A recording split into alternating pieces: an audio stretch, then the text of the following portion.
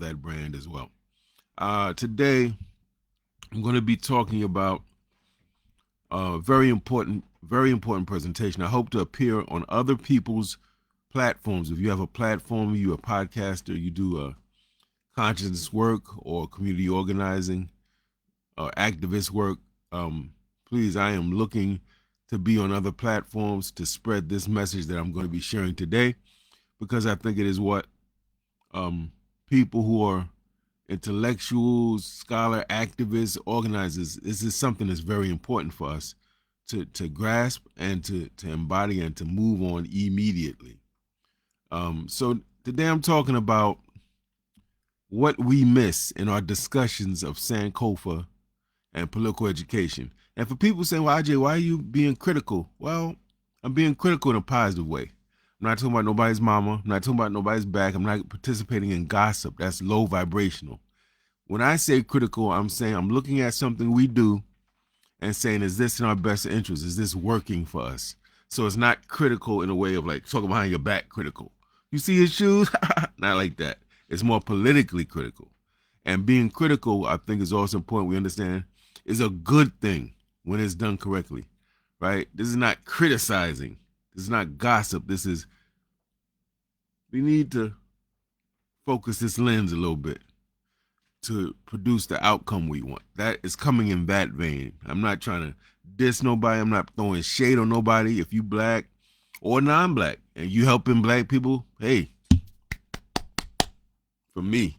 Now that doesn't mean that I may not have a critique of some things.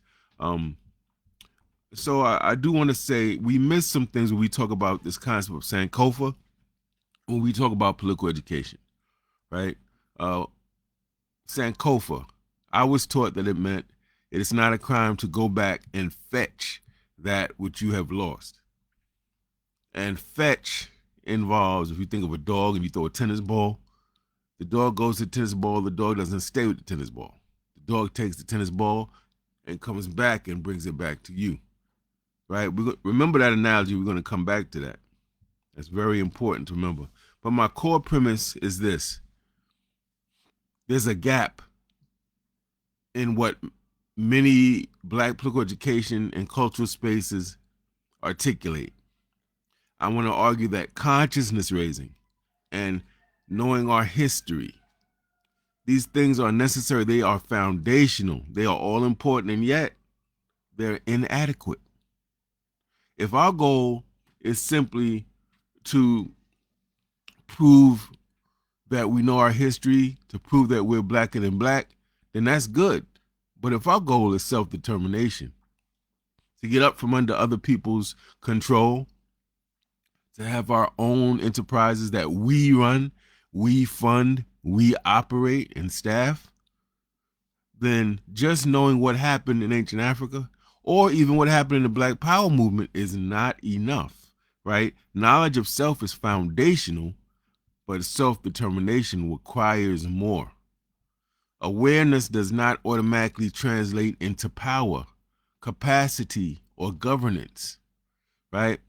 So what I'm arguing is that we have a gap between the knowledge of self and so in Wakusu, we wake up, we woke like a monk. We woke. We got basic consciousness. A lot of people didn't know they was black, now know they black. Some people say they knew African or they're African or they're African descendant. People know what diaspora means. People got the basics of Pan-Africanism. People know some of the important people in our history. And of course, there's varying degrees of that consciousness, right? Right. So we're doing a lot of waking up. I would probably argue that we got to do better with the cleaning up, but the standing up, right, requires capacity, requires competence, requires skill set. And consciousness does not automatically give you those things.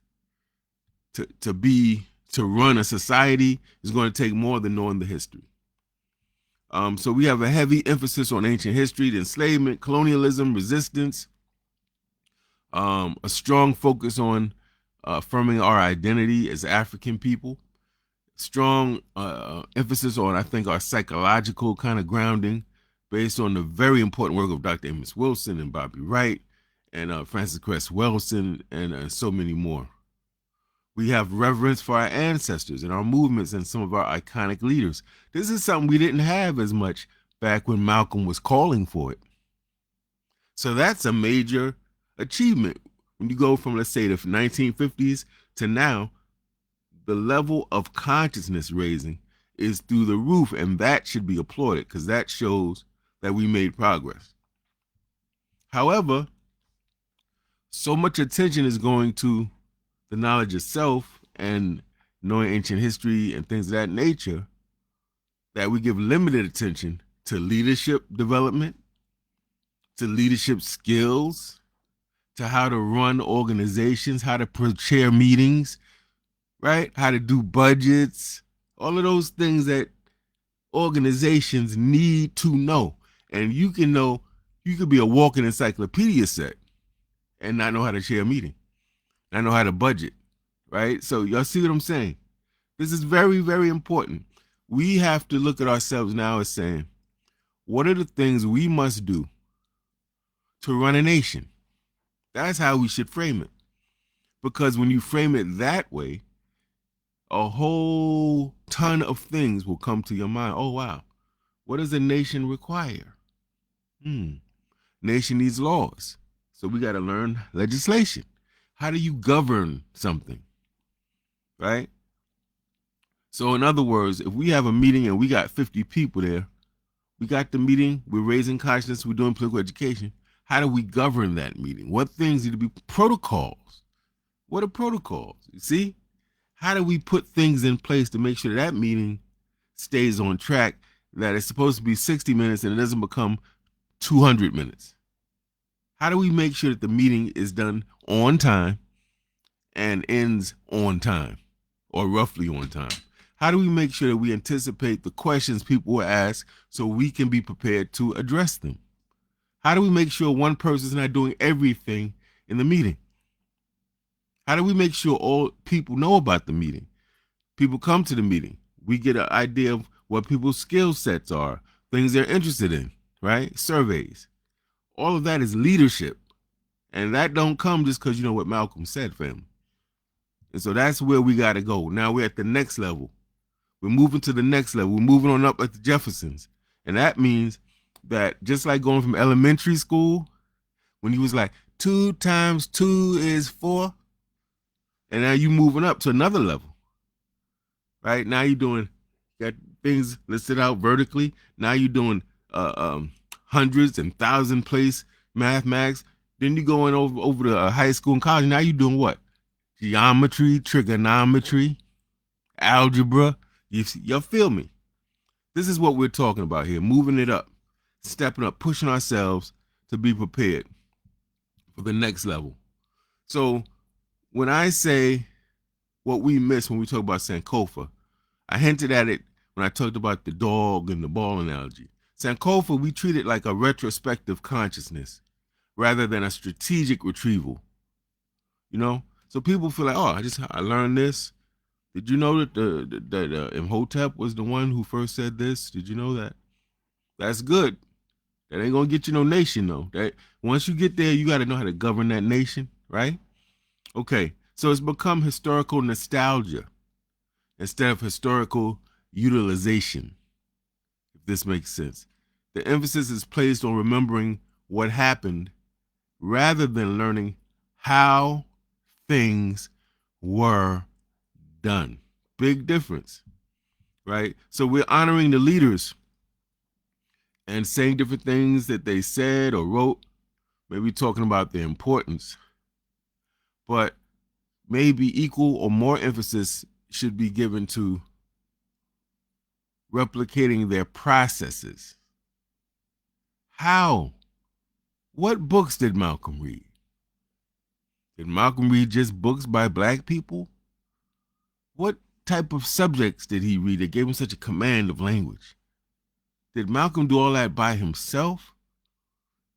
Or did he have a cabinet of intellectuals in Harlem? Right? John Oliver Killings and John Henry Clark were two of them that fed him information, right? So he was able to kind of summarize, read that information, review it, do his lectures or debates, and come back. So they had that teamwork thing. Those things are important to know, right? Not just what he said. How did he do things? What was his system of doing things? So if this makes sense. What led Maulana Karenga to write this not just Kwanzaa, but the whole Kawaida theory that Kwanzaa was a part of? What led to that, right? What were the issues with the organization? Why did that organization get to conflict with the Black Panther Party, right? What are the lessons? How do we put protocol in place to anticipate enemies coming and trying to disrupt us, have us fighting each other, which we do all too kindly and too well? How do we prevent that? What things do we put in place? Systems, right? Not just the what, but the how too is very, very important. It's kind of like saying, I'm really hungry, and I know that in order to satisfy my hunger, I have to eat food. But ain't nobody ever tell me how to throw out meat, how to prepare food, how to clean it, how to clean the counter. If I'm frying, how much oil to put in. If I'm baking, what temperature to put on. This makes sense. How to flour that chicken. Nobody taught me that. So all I know is I'm hungry and I want to eat. I'm conscious. I'm not capable. And that I want to push us to address that. Don't take it. Don't get any feelings, because you know it's true, right?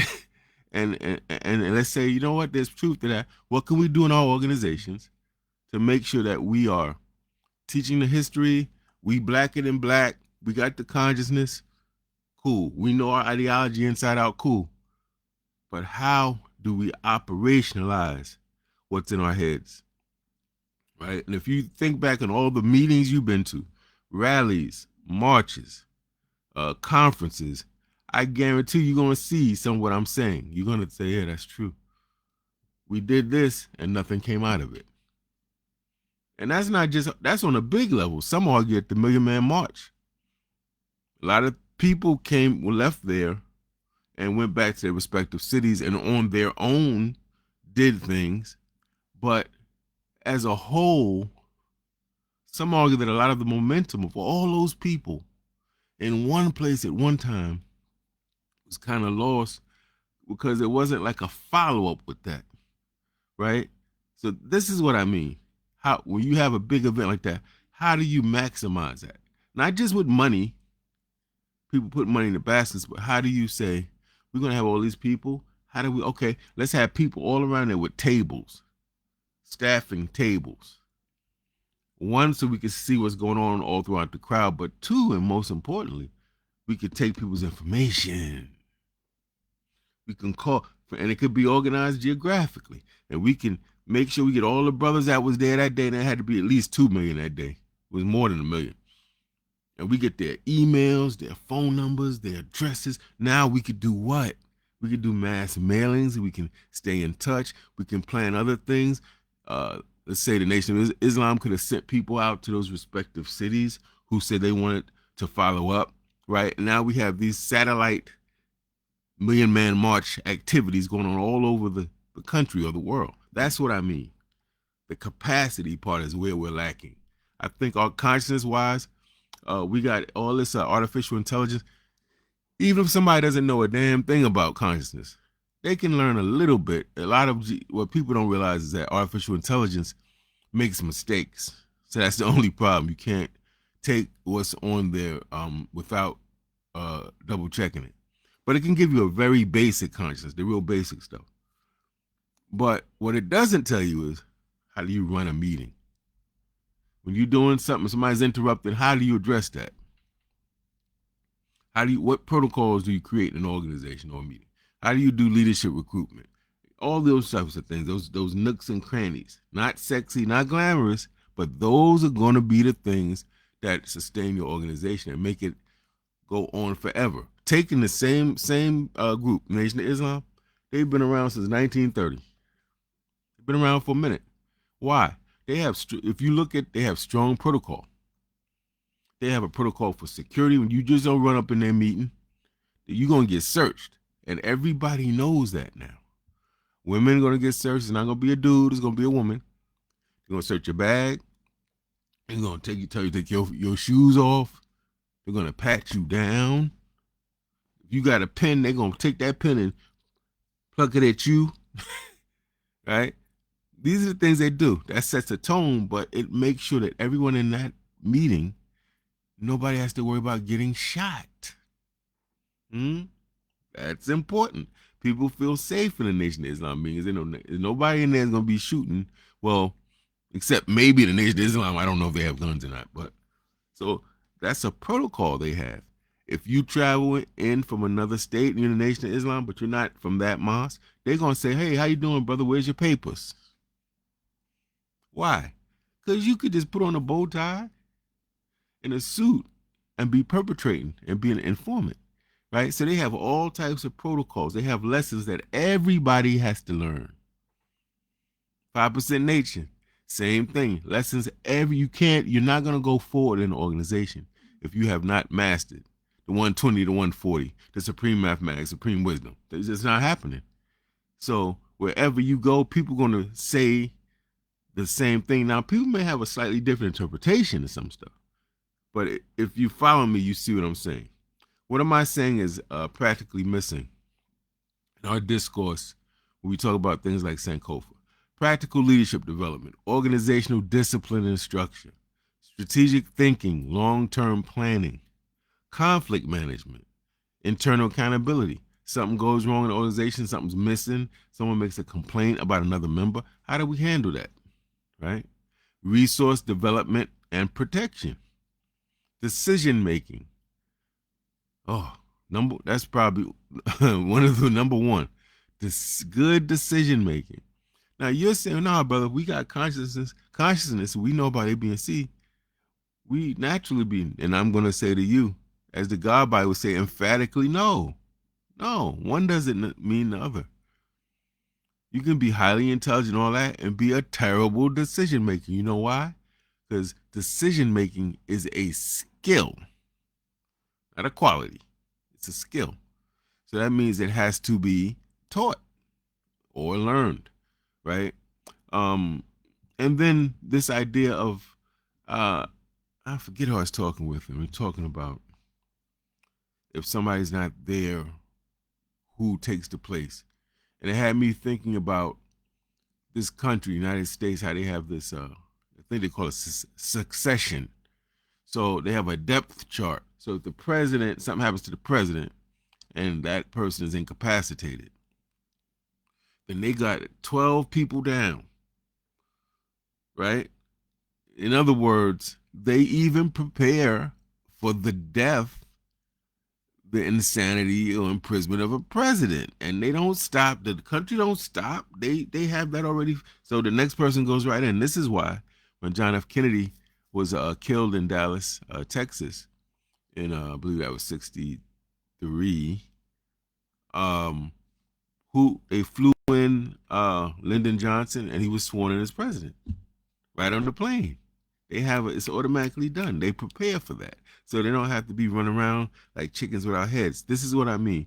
Succession planning, leadership development, your transitional leadership, how you evaluate your leadership. These things are skills, not qualities, and there's a difference. So I'm really trying to push that. I also want to say that let me take a pause for the cause. See, we got some people. I hope everybody is finding this very, very important. I hope you're paying attention. Brian Sales, I see you, good brother. Yes, we're talking about governing, planning. Because, see, I don't know, and this is when it comes down to what did you come here for, right? Some people came here because there's always a lot of cute sisters that go to them Republican New Africa meetings and them Nation of Islam meetings. I want to see what's going on. So they go for that. So people go because it's just a lot of black people. They grew up, they didn't have a lot of black people, and they like to be around black people. So they go to the meeting because they see a lot of black people. Some people want to know, I want to knowledge yourself. And I hear that they teach in this political education class. So I want to go and learn, some history. And all those things are fine. I'm not judging nobody. But for those of us who want to be free, who don't want to keep complaining about what their police are doing, don't want to keep complaining about the mass incarceration. Don't want to keep complaining, oh, their schools are so terrible. Okay, yeah. And water is wet and the sun is hot, damn it. Yeah. Our ancestors were complaining about many of the same things. So we want to get to a place, and maybe not me, I'm 57. Maybe this won't happen in my generation or before I die, but certainly I would love to see my children and certainly the grandchildren generation be in a place where they have a whole different set of questions. They're no longer dealing with that stuff we was dealing with. Just the fighting part, they're now dealing with. Where are we gonna put that new Malcolm X Betty Shabazz Center at? How many Harlem Liberation schools we got? Oh, we got one in Florida. Okay, now we got to get over in Africa and in Latin America. You see the difference? The, the questions you raise, the conversations you have, say everything about where you're at. Right? Just like some people talking about other people. You saw what they had. You saw that. And some people were talking about how we gonna get this paper legitimately, how we gonna feed not just our family but the block, how we gonna have a situation where our kids are safe and are in school staffed by people who love them, value them, and are competent to teach them. And when they leave that school, they're not gonna be in some college and can't write. You heard? Have to go to remedial classes because these BS schools did not properly prepare them. That's the level we got to get to, solving the problem. You know, I would love to be alive when we're in our own territory or here or wherever we are, but we're functioning almost as a nation or nation within a nation, meaning that we can go to supermarkets that we run. They're cooperatively owned. Ain't one family getting all the paper, right? They're buying produce in bulk. We get a nice deep discount. We're not complaining about, oh my God, the spaghetti sauce is $18. That's crazy, right? Yeah, well, you don't like that? Somebody's selling it to you for their own purpose and their own interest. So when do we get from, that's crazy what they're doing, and say, yo, that's crazy what they're doing? Let's get sane with what we're doing. What's our plan? And we're not going to get there, family, if somebody doesn't raise this point I'm raising with you. If we just keep thinking it's enough to quote the Nguzu Saba family, nah, man. Or it's enough to know what the color, the red, black, and green means, family. No. And trust me, I was there many, many years ago. Many years ago. And even then, we were still talking about how do we change this university? How do we create libraries? It was still a nation building consciousness. That's what I'm trying to get to. It's not enough to be ceremonial with history. History, as Amos Wilson told us, Dr. Amos Wilson, is not just a thing to beat your chest for pride and find heroes and sheroes in the past, though it is good for that. History, properly understood and utilized, is a tool to help us know where we're located, are we where we should be, and how to get to where we want to be. History is a tool. We got people saying, oh man, we need to have community policing. Man, we need to own our own stores. We need to have our own banks. That is correct. But what history shows is we did all that. What you're saying is great, but it's not novel or new. We've done that. And if we know the history, we would know that, right? So the history now is to be able to say, in our schools, right, going forward, let's say in elementary, middle school level, the kids, when they having Black History Month, they having project-based activities. Not just reciting trivia. So for instance, they might have essays. And the essay might be, what is your plan to deal with or prevent police brutality in the community? That may be an essay. And they have to go to history, to find ways that our people did that in the past. Right?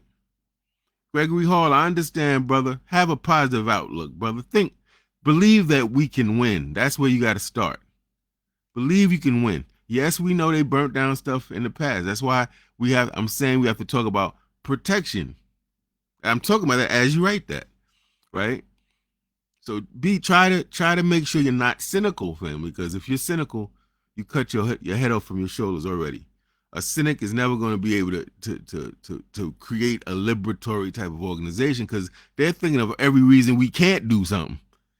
And the people that we respect and love are thinking of every reason we can do something and how we do it. So that's very important. So back to what I was saying. Black History Month, it shouldn't be these rinky-dink projects. We should be like, so how do we create, we have an issue, we have a food desert. Where we live is a food desert. This is in a school that we own, right? Middle school. We have a food desert. How do we change that? How do we, our people are dying of all these preventable diseases. How do we change that? And your thing is to work within a group and have a project that answers that question. Do you see the difference in that though? This isn't just, Harriet Tubman was a and so did this. No. Elementary school, maybe. First or maybe fourth grade, perfect. You start getting higher, we got to push these kids to think. And we have to stop sleeping on children. Children have enormous potential to learn, not just learn, to understand, not just learn to understand, but to operationalize. You'll be surprised what children can do if you put them in the right environment, give them the right encouragement and the right discipline. And by discipline, I don't mean beating them up. I mean teaching them how to get down and navigate, and that there's consequences for their choices. There's cause and effect. They learn that early. You don't have to put a hand on them or yell at them. Stop sleeping on these kids. They are brilliant. Read Dr. Amos Wilson's book, Awakening the Genius in the Black Child. There's also the developmental psychology of the black child. And you come from that book like, wow, our children are the infants pick their heads up before other infants. He breaks down all these statistics. But our kids, the kids that we're dealing with, are the kids that have been maladjusted by this society.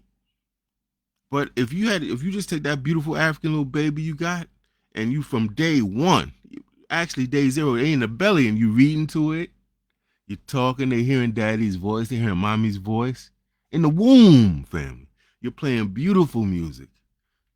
Not this crap that they got all over the airwaves, killing and drug use and sexual assault music.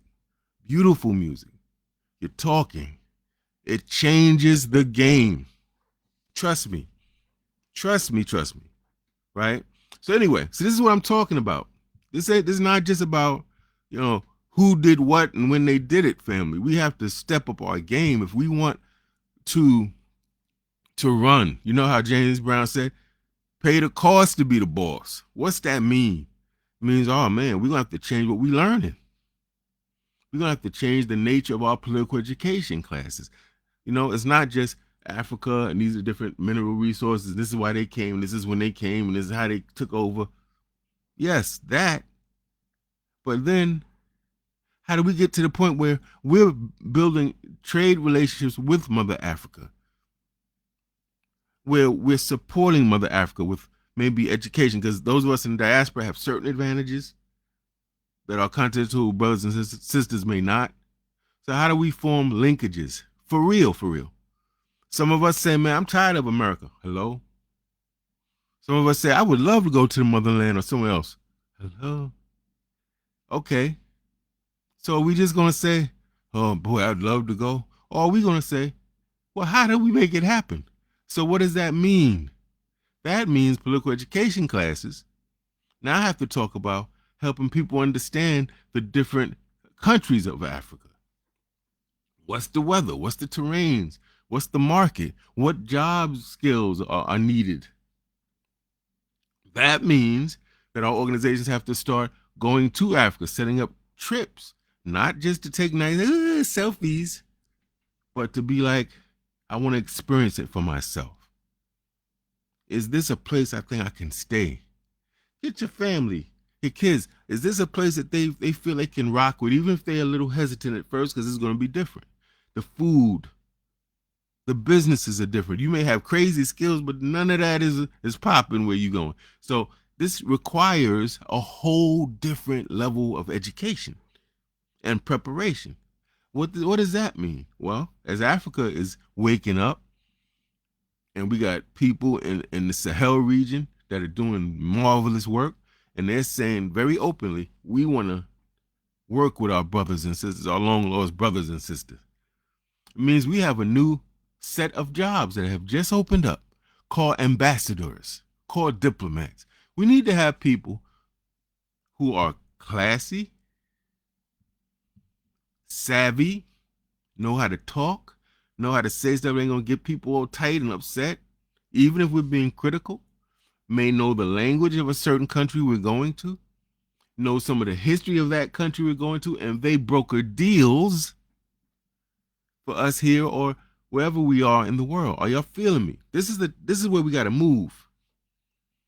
Not just talking about the very basic things of knowledge. Knowledge is fundamental, but the knowledge now has to change. It's kind of like the difference of in elementary school, you had a whole bunch of kids. It was one teacher, at least in my elementary school. We had one teacher for every class. One teacher. In my elementary school, you got hit in the hand with a ruler too for discipline. Things were very simple and very basic. Right? In middle school, classes were a little smaller, and we traveled now. We didn't have one teacher. We had a specific teacher for every subject. Why? Because it's now getting more specialized. Elementary school, they're telling you real basics. Basic stuff. You don't have to be a specialist in history or a specialist in math. But when you get to middle school, no. Now we getting down. We starting to get to nitty gritty. Now you need a specialist, right? So a person, if I'm teaching social studies in middle school and we're talking about, let's say the Reconstruction period, you can't just throw some Joe Schmo who knows nothing, who's a math teacher in and do my job. He don't have that level of sophistication, doesn't know the tools to use, the references to make. You understand? So, yes, Janai Cook, she said she got patted for being disrespectful. Yes, me too. That's right. So what I'm saying is, and then that's middle school. High school is the same thing, but now it's extra specially specialized. And now you're getting big tests, right? Big statewide tests and regions and all this. They're trying to place you and see where you should go. You got more organizations, a lot more going on. College, a whole nother world. Undergrad, right? Now you got to take some core classes. Everybody got to take as a freshman, writing, some math, some religion or something like that, to get a what they call a liberal arts view of the world. You know, a little bit about a lot, because the presumption is you'll be teachers, attorneys, doctors, politicians, and you should be well versed and not narrow. Now, in a college class, listen, family, the biggest class I was in from elementary to high school may have been 30 people. I went to undergrad and I was in a class with 600 people. You feel me? It's different now. And then in graduate school, I had a class with 10 people, because now it's highly specific and the class is very loose. You read this big book, you got to come in, the professor throws out, what did you think? Oh, what was the main argument? Oh, they said this. How did they prove it? I said, what do you think about it? I don't agree. Why? It's very loose and informal. Whole different thing. You don't have to make pretty covers for book reports. You just type it up 3 pages and staple it. They don't care about that. That's not what they're concerned. They want to know how you're thinking. Can you support what you say? Can you see the logical argument someone's making, and can you either demolish it or explain it or build on it? That's an example of what I mean. And that's how we have to think.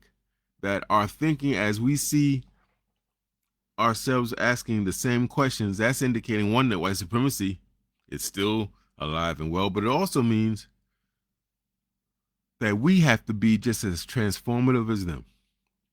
What I mean, back in the day, it was a force is a push or a pull. physics, basic physics. A force is a push or a pull. Back in the day, white folks was pushing. Get on out of here with that. You ain't coming over here. I don't care what you talking about. You be talking about you Christian. We don't give a damn. You staying over there. You come over here, we're deading you. We see you whistling at a white woman, looking at a white man in his eye, not crossing the street. We're deading you. No, we know you pay tax, but you're not getting your equal share of the tax base for education. Period. We don't care what you think about it. And yes, you're going to work these fields as long as we say, until we say in the way we say. And if you don't like it, we got a whip for you or whatever. Right? Okay. Over time, when our resistance was just overwhelming, because we fought back at every era, right? So what happens now? The white man wasn't stupid. He said, they had meetings, family. They had conferences. They're all in books, by the way. This is what I mean by history. They had conferences. How should we educate black people? A whole series of conferences. Should we educate them? The Southerners said hell to the no. The Northern business people, seeing a monetary interest, said hell to the yeah. But just enough so they could do the menial work in our businesses. You know, like the elevator operator, the mail opener, you know, the basic stuff. Then there was a few white so-called Christians who said, no, we should try education. We should try to really educate them. But their thing wasn't to be free. It was to manage us, to make sure that we wouldn't be rebellious. Their thing was they're rebelling because you're so harsh to them. Educate them nicely. So all of them was white. All of them were arguing education, and none of them were arguing education for our benefit. Do y'all feel what I'm saying on that? This is all a matter of history, right? I hope y'all feel me. Hey, what's up, brother? Brother Maurice Irvin, 148th in the building. So I hope y'all are feeling me. Now look what they did. They decided to go the white Christian missionary route. In other words, white people said, you know, we keep going head to head with these people because we keep pushing them away. The more we push, that's a spiritual law, by the way. Right? The more you chase, the more the object of your chase runs away. Did you know that? So what they started doing was they stopped pushing us away and they started pulling us in. Y'all want integration? We're going to integrate them out of you. You want integration? Here you go. So, you know, we're fighting to get in their schools, not because we thought the people were better, but we knew they had better facilities and things of that nature, right? So now they flooding. Let's do everything we can to help support that effort. Let's pull them in. They want to be with us. Don't fight them, because the more we fight them, the more they're going to fight us. Pull them in. Make them think that we see them and we value them. And then we can predict it should be a little bit smoother sailing. They changed, family, right? We had to fight. We was fighting. Frederick Douglass was protesting for black people to fight in the Civil War. Because white people was like, we ain't going to get these niggas no guns. This is North and South. We don't want to get them no guns. They're going to shoot us. And rightly so. They had every right to think that, right? But now, when I was in high school, they was all up in our high school family. Downtown, 42nd Street, they had all types of stations recruiting black and brown people. Holla if you hear me. This is facts. They went from pushing, oh no, we don't want you fighting for us. Come on in here. You know what? Let them die. Let them die first. Save some of our white boys. They changed. They transformed how they do things, right? So they said, you know what? Let's get some black cops on the force. Let's get some Latinos on the force. We thought it meant, oh, they finally get our protest that we want some people like us on the force. No. Their thing was, when we going to get them in here, we're going to make them us. Do y'all see what I'm saying? They took us, put us on the force, and now we black and we brown, but we're them. We're blue now. We're not black. Every case where a black cop intervened with a white cop physically assaulting a black citizen, that black cop got disciplined. So that didn't change, right? I want y'all to make sure y'all understand what we're saying here. One of the reasons why supremacy is so effective is because it has no problem changing to do what it needs to do. And what it needs to do, its number one goal, is to maintain power and hegemony. Period. Period. Right?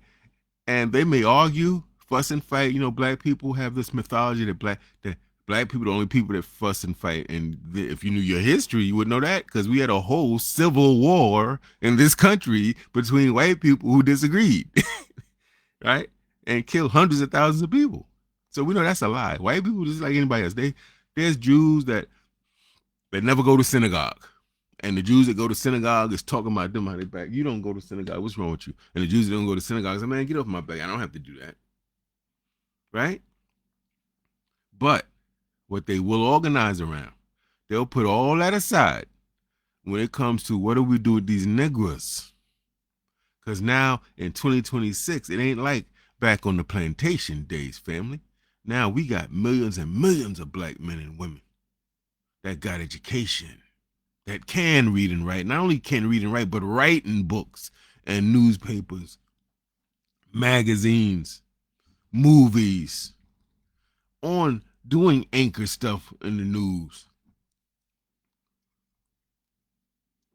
performing in movies, writing scripts, doing law firms, accounting firms, have franchises and fast food. We were doing all of that. So now the force isn't no longer the push, it was the pull. So we have to learn from that lesson. We have to be able to adapt. And this is why you always hear me say, don't be enslaved to your ideology. Your ideology is a framework.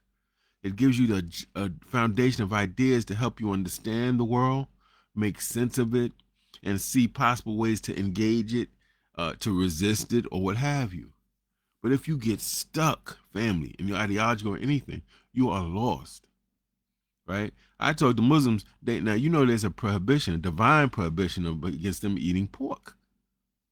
I told the Muslims, and they said, "Oh no, there is." However, if I'm starving, the understanding is, do what you got to do. You're not supposed to starve to death because the only food you have is a damn pork chop.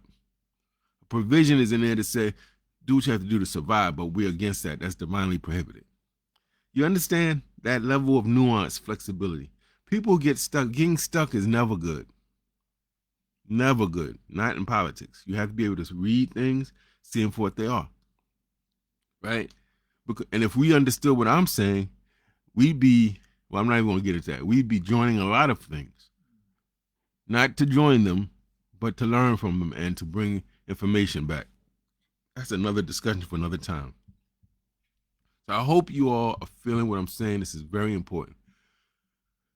What I'm trying to say is, you can have a high level of awareness and consciousness of who you are as an African American, New African, whatever you want to call yourself.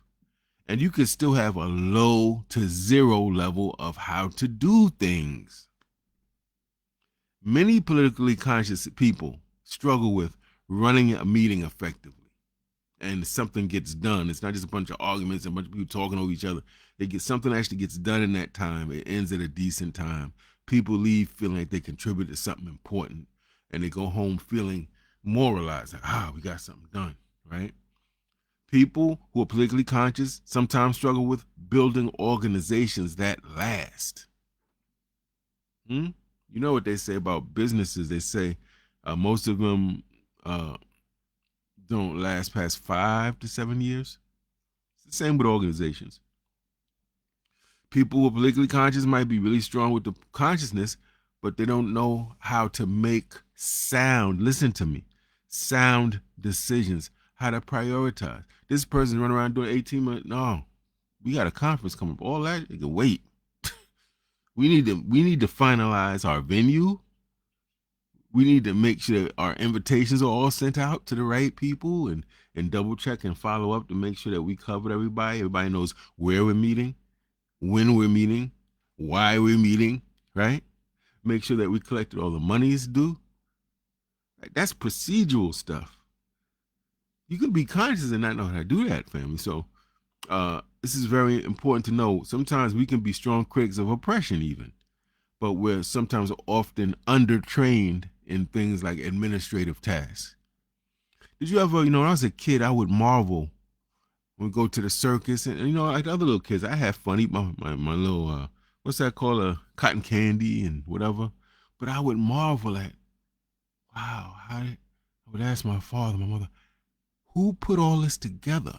Like, that used to bug me. I'm like, wow, this huge Madison Square Garden, all these different acts, and I would be there sitting there like, how did they do all of this? like really as a little kid, like trying to figure, wow, that's a lot of, my little mind thinking like, that's a lot of work. Who did all it? Was it one person? And I'm still like that. Like, how do things work?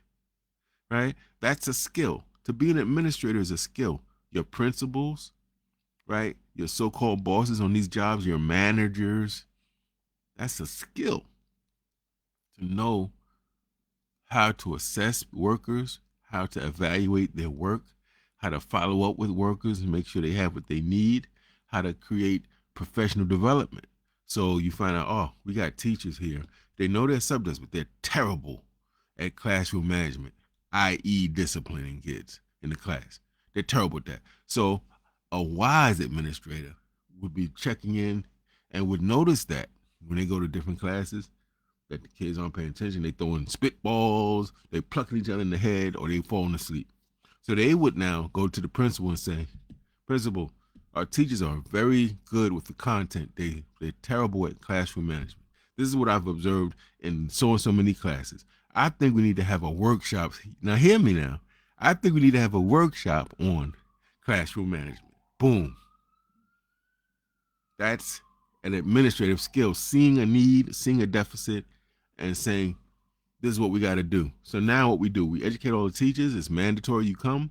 They got little lunches, whatever. It may be a 3-4 day thing. Boom, you got your experts teaching it. Might be this assistant principal might be teaching, or the principal, or an outside person. Then you make sure you give room for people to demonstrate that they know it. That's the difference between a workshop and just a regular class, right? So you're teaching this, people are engaged, and then you give them an opportunity to show that they understand it. So guess what? When that assistant principal goes around now, they notice less people being sent to the principal's office because the teacher now knows how to handle some of maybe the unruly children. They know why they're unruly. There's a whole science to it, family. Right? Now, this is why, if you understand what I'm saying, this is why parenting is so difficult, because you're doing the work of a principal, a general, a referee, a football coach, 20 different things, and you may not have ever had nobody tell you, oh, when they're doing this, this is usually the causes of that. And these are best practices for how to deal with that. Right? So you're trying to figure out on your own. You see? So this is what I'm trying to say. Resistance, we celebrate, but we don't talk about, okay, how do we govern a nation? We know how to fight now. We have all types of books on protests. I wrote one. People wrote something better than mine about how to protest and all these different things. We still need to teach it, though, because a lot of us don't know it. But now the question is, unless you want to fight white folk for the rest of your life, I know I don't. Now the question is, how do we create a scenario where we have our own schools? Like, for instance, how do you create a school? How do you create an African Center school, or whatever type of school you want to call it, Pan-African school? How? How do you do that? Get the money, find the space. All those things are skills. Know how to do it, right? And what I'm arguing is that our movements, we know that there's COINTELPRO. Let me start here. We know that there's enemies, family. We know that we're not operating in a vacuum. We know that there's people who get their paycheck is based on their ability to disrupt what we're doing. We know that. Now, let's take them out the equation, though. And the question becomes, what are the things we're doing or failing to do that are getting in our way? Because we can't control the white man, but we can definitely control ourselves. And I think more of the discussions when we talk about political education has to be on that. Our organizations, I'm going to talk about in my workshop tomorrow on how to prioritize, right? Our organizations fail a lot of times, our homes, our communities, whatever you want to, whatever unit you want to go to. Not because people are unintelligent or don't have talent or gifts from the Most High, because they're woefully disorganized, dreadfully disorganized. And that's not a slight, that's a fact. People just haven't been taught. No, this is how you do this. If you want to do this in an efficient way, these are some ways you do that. You want to make a decision. You don't just make it, you think. And these are the type of questions you ask before you make it. This is how you know what's really urgent versus what's important, what has to be done now versus what should be scheduled. And a lot of that is based on what your day is looking like, what you're trying to accomplish, right? So those things have to be taught. So this is to say, when we go back with Sankofa, we going back to retrieve. We studying Malcolm. We going back to Africa to study Mansa Musa. Whatever we doing, it can't just be about telling a nice story or bragging about the achievement. We want to know, how were our ancient, what the white man calls Egyptians, but we know they were in ancient Kemet. How did our people in ancient Kemet build those huge, incredibly heavy and sophisticated pyramids and columns and arches? How did they do that? They did it with math. What was their system of teaching math? Y'all feel me? You see the difference? What system of teaching math did they use that might work for our kids today? Might make it less intimidating, right? How did they train leaders in Great Zimbabwe civilization? How were leaders trained? How did they assess the leaders to see if they're doing their job? How did they replace leadership? So let's say if there was a king or chief, queen, that person died or what have you, how did they replace she or he? What was the process? How did they pool their resources? Huh? How did they disagree and without becoming violent? So for instance, if you have Congress, you got a whole country, these people are leading an entire country. They're supposedly our representatives because we supposedly elected them to be there. And they supposedly represent our interests. Right? Imagine you got 535 Congress people and they fist fighting up in the Congress. The Democrats, Republican is doing 52 because they disagree on something. You can't have that running a daggone country. So there has to be protocol. Right? There's a sergeant at arms in there. And that sergeant at arms will take your ass right out of there. If you come up in there with any foolishness, they'll take you right on out. They have protocol for that. They have Robert's Rules of Orders. They have a whole thing for how do you raise a question, how do you interrupt somebody, how do you say, no, let me clarify this point. There's a whole way to do that. You're giving certain time. You can yield your time or whatever.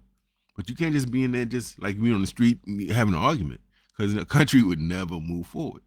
So I hope I'm making a point, what I'm trying to say here. We need to see, well, how did African people do all those things? Certainly, if you had a civilization, that means you had a government. How did you run your government?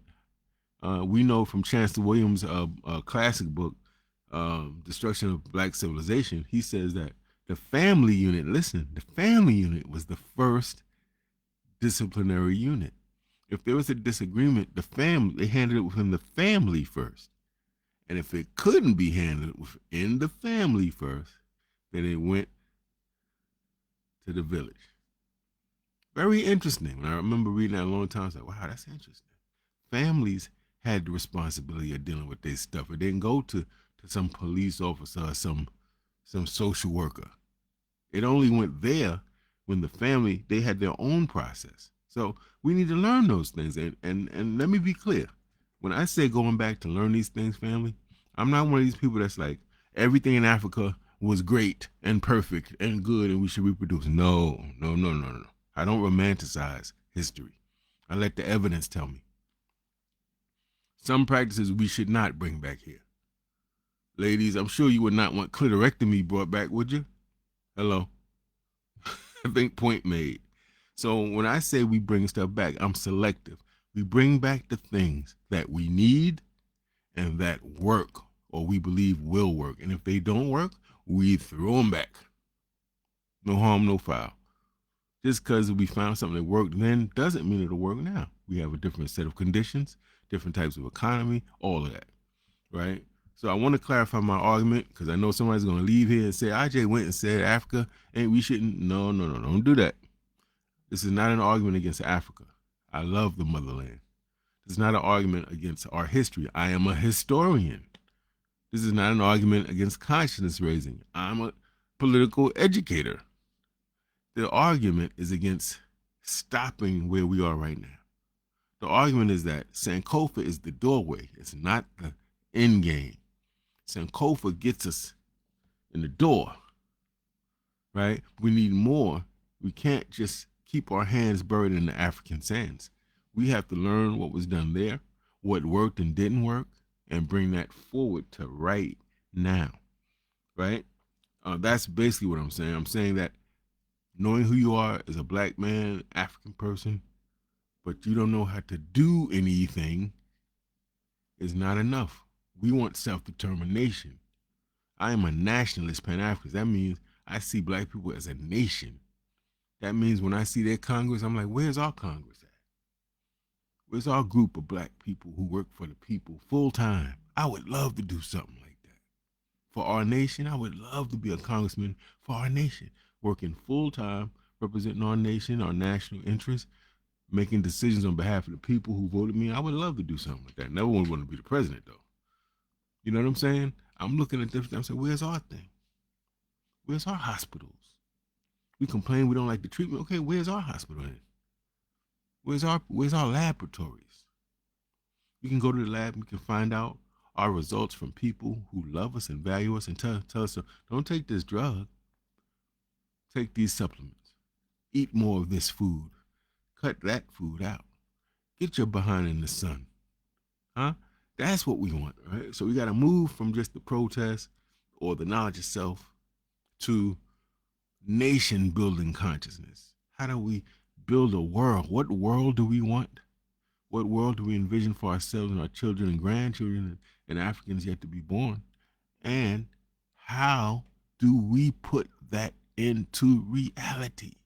That, my friends, takes skill. I don't care how much you know what Malcolm did and when he did it.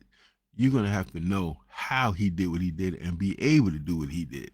That is skill set, right? So I'm arguing that we need to bridge political education, Sankofa, going back to knowledge itself with leadership development, knowing the art and the science of leadership and organizing people and motivating people, raising their morale so their backs straighten up so they feel proud, showing being exemplary, being on time, doing what we say, doing it when we say it, so the people see us, hear our name of our organization, say, I'm being there. If they said the sky is purple, I believe it because they always do what they say. There's a science to that. That could be done in all of our organizations, right? So I want to align the traditional grassroots political education, Sankofa, conscience raising, with this newer thing of, okay, now let's prepare to run a nation. Let's prepare to be in charge. Let's pay the cost to be the boss, right? Not critiquing Sankofa. And I also want to say, if we want to honor our ancestors, family, we don't do that by just quoting them. We do that by applying what they mastered, right? Yeah, that's very important. Even in your own life, you have a mom or dad that passed on or transitioned. Well, one of the ways you can acknowledge them is by having the pictures up. We call that an altar.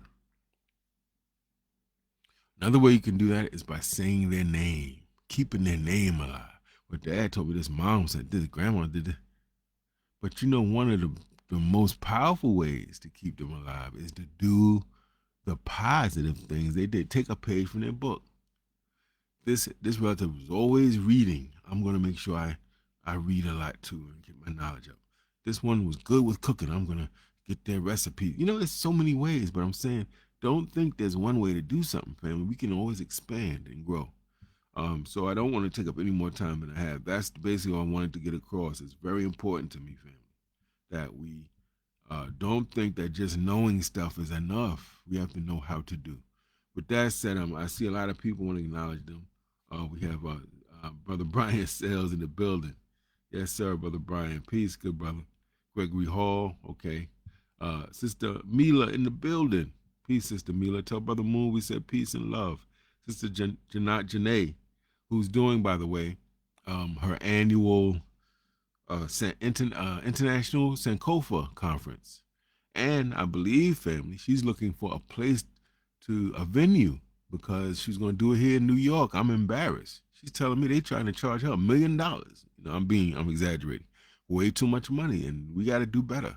So if you're here in New York or wherever you are, um, get in touch with Sister Janae and see if you have a place where she can maybe have a venue to do her conference. We need to be able to have these conferences. Conferences are very important. Also, my beautiful queen, Sister Brenda, y'all, do me a favor, y'all. Put out some affirmations and some love for the queen. She's not feeling well. I don't like to see her like this. I feel helpless, how you can't do nothing to help. Please send out some prayers and affirmations that she feel better. Yeah, that's very important. Michael Fredericks, peace to the God. And who my brother, I knew his tutor back in the day, Brother Maurice, very strong supporter. And thank you for coming through, good brother. We got to build at some point and reconnect at some point too. Family, with that said, I also put a link. Tomorrow's my first monthly workshop, family, on leadership. This stuff I'm talking about generally, I'm talking about specifically. Tomorrow, how to prioritize. And I'm going to give you a tool you can use that will help you prioritize anything. And it comes for that $10 fee. It comes with an ebook. It's about 15 pages that summarizes everything that we will have learned. Tomorrow, 6:30 to 7:30, I have a nice class of people. I got some home run hitters is coming through tomorrow, man. Original young lord. Some bad dudes and sisters are coming through tomorrow. There's still room. The link is on the bottom of this description section. So check it out, $10. It shows once you go to that registration, it tells you exactly what you have to do. Right, family? Thank y'all, family. Have a blessed day. And I hope you learned something. I hope it inspired you to maybe think a little differently about these things. Peace and Black Power.